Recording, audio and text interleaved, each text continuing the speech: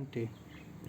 अब ये क्वेश्चन 20 जो है, इस क्वेश्चन 20 में कहता है एक 40 mm डायमीटर शाफ्ट, एक शाफ्ट है, सॉरी एक 400 mm डायमीटर शाफ्ट है।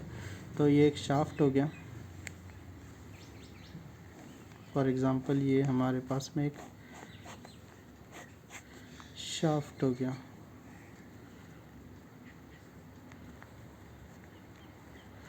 ठीक है, ये एक शाफ्ट है और 400 mm डायमीटर, तो इसका डायमीटर गिवन है 400 mm। पहले हम इसे मीटर में बदल देंगे, तो 400 डिवाइड बाय 1000, तो ये आ गया मीटर में। 400 mm diameter shaft is rotating at 200 RPM। Rotating 200 RPM मतलब उसकी स्पीड है रोटेट होने की 200 RPM, रोटेशन पर मिनट।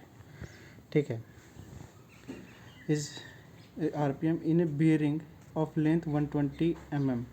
बियरिंग में रोटेट होता है जिसका लेंथ कितना है 120 mm है।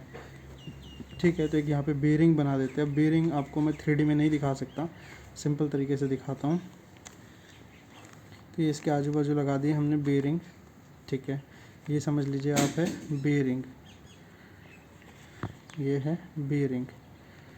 ठीक है, जिसकी लेंथ उसने बता दिया है हमको, ये लेंथ है यहाँ से लेके यहाँ तक की लेंथ कितनी बताया है उसने 1.5 mm। तो ये यहाँ पे मैं लेंथ भी मेंशन कर देता हूँ 1.5 mm है। तो ये 1.5 डिवाइड बाय 1000 और ये आ गया मीटर में। सबसे पहले एक शाफ्ट है जिसका डायमीटर 400 mm है, तो उसको मीटर में ला दिए, डिवाइड बाय 1000 कर दिए। उसकी स्पीड भी दी हुई है, रोटेशन 200 RPM। वो जो है एक बेरिंग के साथ में अटैच्ड है और लेंथ दी हुई है 1.5 mm, तो उसको भी हमने 1000 से डिवाइड करके मीटर में ला दिया। And the dynamic viscosity of oil is, फिर एक और चीज़ गिवन है, and the dynamic viscosity of oil, oil की विस्कोसिटी, तो कौन सी विस्कोसिटी, तो dynamic viscosity mu 0.7 Newton second पर मीटर स्क्वायर हमको दी हुई है। तो ठीक है, ये यानी कि सब कुछ ठीक है। अब हमको कहता है डिटरमाइन क्या डिटरमाइन करो, तो torque required to overcome friction in bearing, torque second power utilized in overcoming viscous resistance.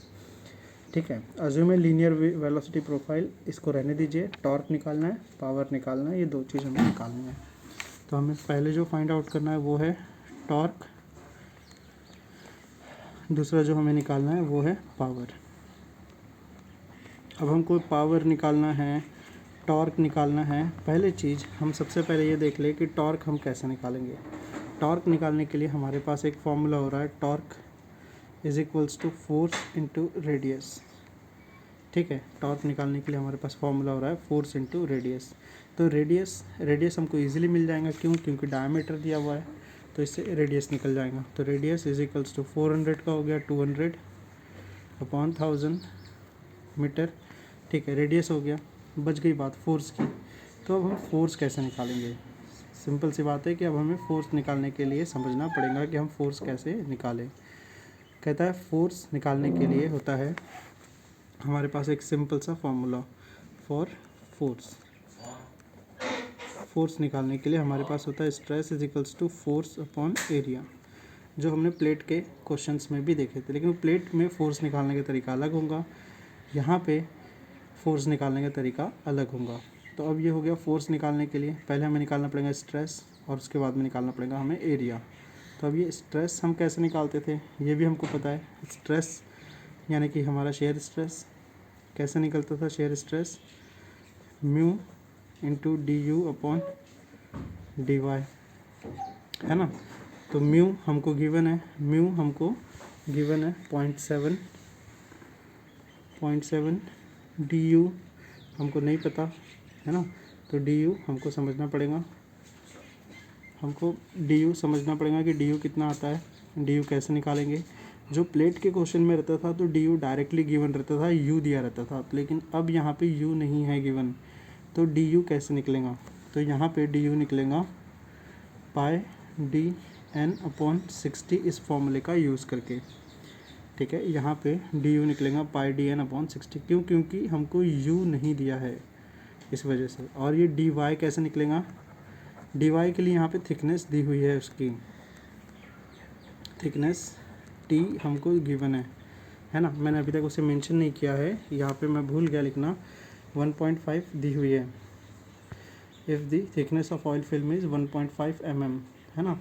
तो ये थिकनेस यहाँ पे ऑयल भरा हुआ है इनके बीच में, और इसकी थिकनेस दी हुई है 1.5 mm। तो ये 1.5 डिवाइड बाय 1000 और ये आ गई मीटर में। तो ये 1.5 अपॉन 1000 और ये मीटर। तो हमारे पास डी वाई तो है, डी यू निकालने के लिए पाई डी एन अपॉन 60 करना पड़ेगा। तो ये पहले डी यू निकाल लिया जाए। पाई डी था 400 अपॉन 1000 और एन था हमारे पास में 200। तो ये 200 अपॉन 60। इसको हम डायरेक्टली कैलकुलेटर में पुटअप कर सकते हैं और डी यू निकल जाएगा। तो डी यू भी मिल जाएगा, डी वाई भी है और म्यू भी है, तो हमारा शेयर स्ट्रेस मिल जाएगा यहाँ से। तो अब हम देख सकते हैं ये हमारे पास पहले आता है पाई। तो पहले आ गया हमारे पास pi into 400 upon 1000, 400 upon 1000 into 200।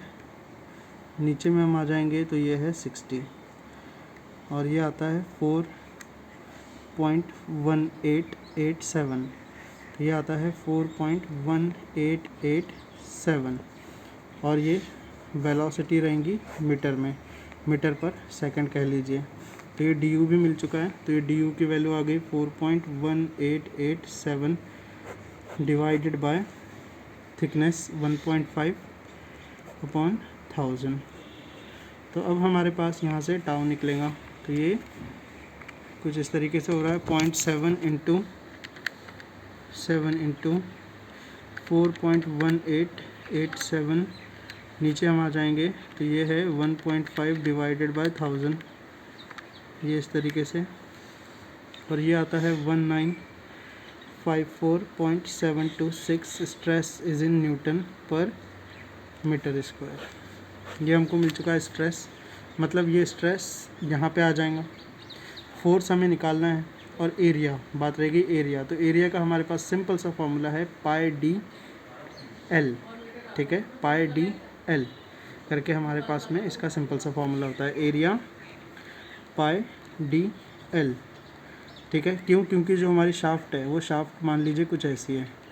तो इसका डायमीटर, इसकी लेंथ, इसका एरिया रहेगा pi D L, surface area. कौन सा एरिया है ये? Surface area.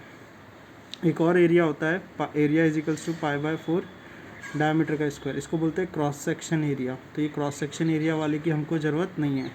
जो ऑयल लगा हुआ है वो इसकी सरफेस पे लगा है, पूरी ये सरफेस पे लगा है, इसीलिए हमें सरफेस कंसिडर करनी पड़ रही है। तो एरिया हो रहा है पाई डी एल। पाई अपनी जगह पे, डायमीटर है 400, डायमीटर है 400 डिवाइडेड बाय 1000 और लेंथ है 120, सॉरी लेंथ 120 mm है ना। मैंने कुछ गलत मिस्टेक करके लिखी है यहाँ पे। ये लेंथ है 120 mm, तो इसको हम 120 को डिवाइड कर देंगे 1000 से, तो ये बनेगी मीटर में। तो ये 120 अपॉन 1000 और ये हमारा एरिया यहाँ से निकल जाता है। तो ये पाई, ये है हमारे पास में पाई into 400 into 120 divided by 1000 into 1000 और ये आंसर आता है 0.1507 मीटर स्क्वायर। अब हम यहाँ देख सकते हैं फोर्स हमारे पास कितना है तो निकालना है, एरिया कितना है तो 0.1507 है और टाउ कितना है तो 1954.726 है। इसको डायरेक्टली हम सॉल्व कर दें अगर तो ये है 1954.726 इक्वल टू फोर्स हमें निकालना है, फोर्स हमें निकालना है डिवाइड बाय 0.15 0.07 और ये शिफ्ट सॉल्व इक्वल टू, तो ये हमारे पास डायरेक्टली फोर्स मिल जाता है। और ये फोर्स हम यहाँ देख सकते हैं कि कितना आया हुआ है, 294.577 न्यूटन, ये हमारे पास फोर्स आया हुआ है। ठीक है, इसके बाद अब हमको फोर्स मिल चुका है, रेडियस भी है, हम डायरेक्टली टॉर्क निकाल सकते हैं। तो ये torque is equals to force 294.577, radius 400 का हाफ 200/1000, और ये हमारे पास टॉर्क आ जाएगा। टॉर्क जो कि रहता है यूनिट न्यूटन मीटर में, तो ये है इंटू 200/1000 कर देंगे हम, डिवाइड बाय 1000, और ये आंसर आता है 58.91, ये आ रहा है 58.91 न्यूटन मीटर। और ये हमारा एक आंसर आ चुका है। ये सारा मैंने आगे पीछे किया है, वैसा करने से कुछ नहीं है, लेकिन टॉर्क हमारा ये सिंपल में आ चुका है। इसके बाद हमें एक और चीज़ निकालनी थी, वो था पावर, जिसका फॉर्मूला है 2πnt/60। 2πnt/60 तो बहुत सिंपल हो चुका है हमारे लिए, 2 भी है, पाई भी है, एंड 200 हमको गिवन है, यानी कि स्पीड, और टॉर्क हमने जस्ट अभी कैलकुलेट किया है 58.91/60। इसको हम डायरेक्टली कैलकुलेट कर सकते हैं। पावर हमारे पास में आएगा किलो वाट में। ठीक है, पावर हमारे पास में आ जाएगा, पहले वाट में आएगा, हम वाट में ही रखें, वही बेस्ट है, किलो वाट के पीछे ना पड़े। ठीक है, तो ये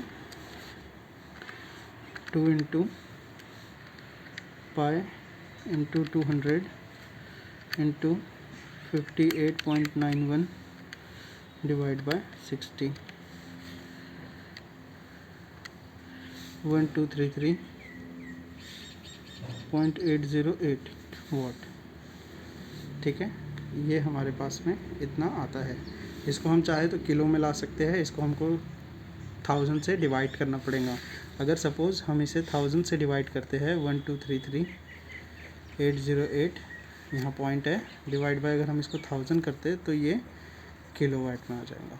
ठीक है, मतलब इसको कोई सिंपल सा आंसर लिख दे ऐसा, इंटू 10⁻³ कर दे, तो ये किलोवाट में आ जाएगा।